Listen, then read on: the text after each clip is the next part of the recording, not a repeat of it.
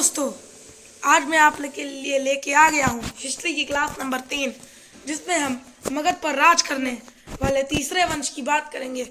मैंने इसकी ट्रिक हसीन मशहूर शाह बताई थी, जिसमें तीसरे नंबर पर ना आता है, जिसका अर्थ है नंद वंश।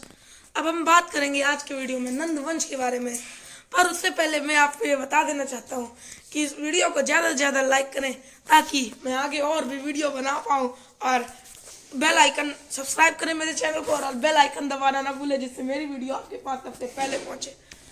तो नंद वंश ने 344 ईसा पूर्व से 324 ईसा पूर्व तक राज किया। नंद वंश ने 344 ईसा पूर्व से 324 ईसा पूर्व तक राज किया। अब पुराण के अनुसार नंद वंश के संस्थापक महापद्म नंद थे, जबकि महाबोधि वंश उसे उग्रसेन कहता है। इस पॉइंट को आपको नोट करना है। महाबोधि वंश उसे उग्रसेन कहता है। भारतीय तथा विदेशी यात्री दोनों ही नंदों को शूद्र अथवा निम्न जातीय उत्पत्ति का स्पष्ट संकेत करते हैं। विष्णु पुराण में महानंदी की शूद्र से उत्पन्न महापद्म अत्यंत लोभी तथा बलवान एवं दूसरों परशुराम के समान था, सभी क्षत्रियों का विनाश करने वाला कहा गया। दूसरे परशुराम के समान था और वो सभी क्षत्रियों का विनाश करने वाला कहा गया। इस पॉइंट को भी आपको नोट करना है। किसे दूसरा परशुराम कहा गया? तो महापद्म नंद। और अब हम बात करेंगे जैन ग्रंथ परिशिष्ट में पर्वन के अनुसार यह नापति पिता और वैश्य माता का पुत्र था। नंद वंश के में कुल 9 राजा हुए, उसमें पूरे 9 राजा हुए। इस पॉइंट को भी आपको नोट करना है। कुल 9 राजा हुए, जिसके कारण उन्हें नौ नंद कहा गया। महाबोधि वंश में उनके नाम इस प्रकार मिलते हैं।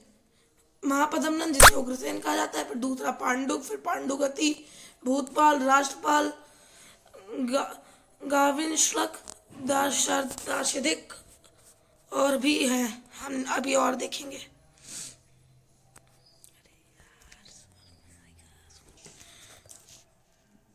तो हम उनके 9 नाम देखते हैं। उग्रसेन, दूसरा पांडुक, पांडुगति, भूतपाल, राष्ट्रपाल, गांति विश्लक, दशाशर्धक, कैवर्त, धन। पर ये सब इतना इम्पोर्टेंट नहीं है।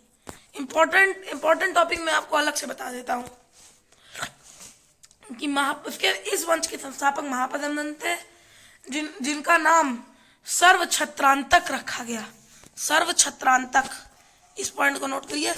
सर्वछत्रांतक रखा गया। सर्वछत्रांतक क्योंकि जिसका अर्थ है सभी क्षत्रियों का नाश करने वाला।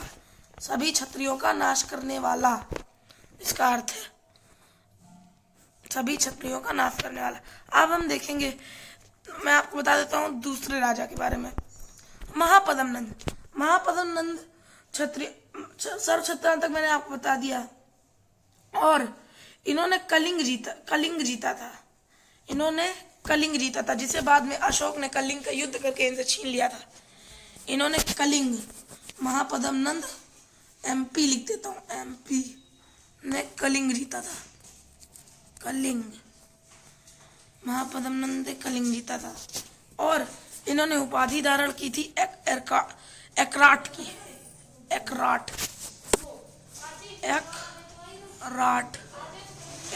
उपाधि।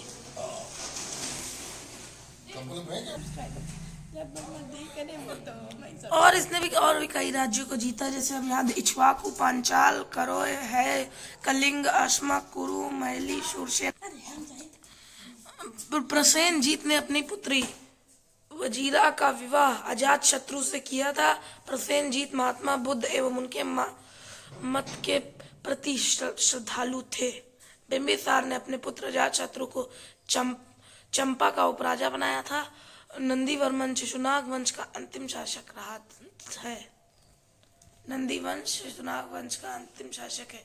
ये कुछ बात मैंने बता दी आपको इन शासकों के बारे में। अब कुछ एक्स्ट्रा चीजें भी मैं आपको बता देता हूँ। एक्स्ट्रा चीजें ये कि महापद्म नंद का जो पुत्र था उसका नाम धनानंद था। महापद्म नंद का पुत्र था धनानंद। महापद्म नंद का पुत्र था MP धनानंद DM। महापद्म नंद का पुत्र धनानंद था और वो बहुत क्रूर ही निरंकुश था। उसकी विशाल सेना थी। उसने कलिंग में एक नहर का निर्माण कराया। नहर का निर्माण कराया और उसके समय सिकंदर का आक्रमण हुआ 323 BC में। ऐसे के बारे में आपको डीपली भी पढ़ाऊंगा। दरबार में चाणक्य, इसने दरबार में आए हुए चाणक्य की लाज नहीं रखी और उनकी बेइज्जती करके उन्हें दरबार से भगा दिया। इनके मंत्री का नाम राक्षस था और इनके समय पर हमला भी हुआ था। अब हम बात करते हैं विदेशी हमलों की, अगले वीडियो में बात करेंगे। तो थैंक यू।